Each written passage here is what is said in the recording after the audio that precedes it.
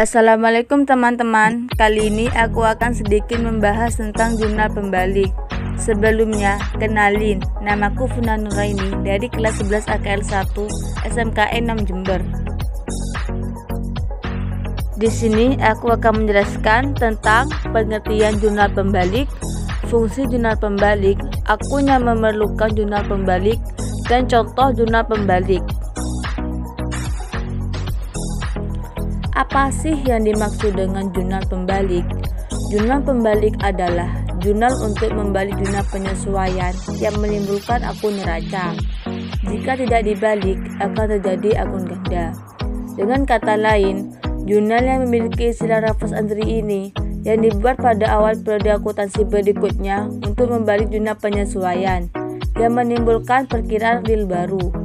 Jurnal ini sengaja dibuat untuk membalik beberapa jurnal penyesuaian tertentu yang sudah disusun pada periode sebelumnya. Fungsi jurnal pembalik: 1. Mempermudah pencatatan transaksi pada awal periode akuntansi yang baru, terutama yang berhubungan dengan ayat jurnal penyesuaian.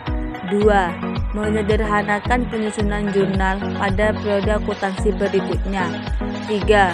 Meminimalkan kesalahan atau kekeliruan yang mungkin bisa terjadi, seperti menghindari pengakuan biaya atau pendapatan yang double karena penyusunan ayat jurnal penyesuaian.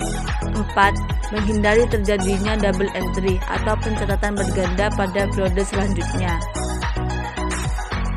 Dan akun-akun apa saja sih yang memerlukan jurnal pembalik?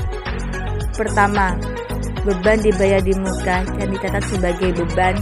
Kedua, pendapatan diterima di muka yang dicatat sebagai pendapatan. Ketiga, beban yang masih harus dibayar. Keempat, pendapatan yang masih harus diterima. Dan terakhir, pemakaian atas perlengkapan bila tercatat sebagai beban. Contoh jurnal pembalik. Contoh pertama, beban dibayar di muka. AJP, sewa dibayar di muka pada beban sewa. Jurnal pembaliknya, beban sewa pada sewa dibayar di muka. Contoh kedua, pendapatan dibayar di muka.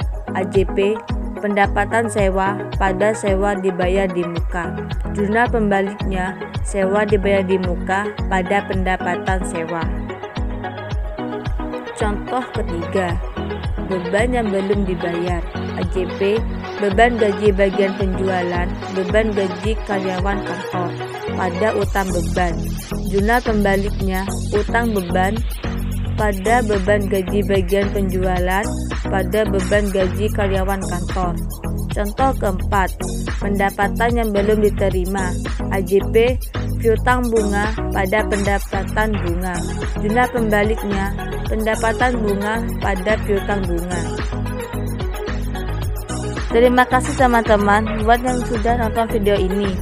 Itulah tadi sekilas penjelasan yang dapat aku sampaikan. Mohon maaf bila ada kesalahan. Wassalamualaikum warahmatullahi wabarakatuh.